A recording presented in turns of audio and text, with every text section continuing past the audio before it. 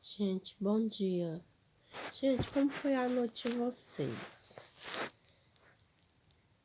Eu não consegui dormir direito. Infelizmente.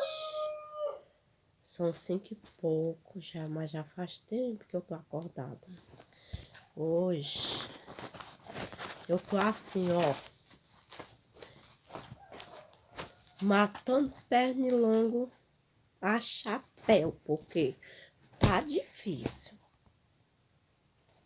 Parece mais a Sinfonia de Beethoven. Violino pra tudo quanto é lado. E eu assim, pá, pá, pá, pá, pá. Não é fácil não, gente. Não é fácil. Até a minha beleza foi abalada com tudo isso. Minhas olheiras tão grandes porque não dormi direito.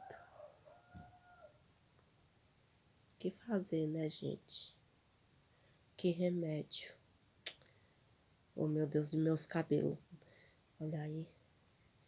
Continua nessa situação, gente. Assanhado. Mas tudo por conta de pernilongo, muriçoca. Ninguém merece, né? Vontade é que eu tenho de dormir de novo. Mas vou pensar no caso, não sei se vou não.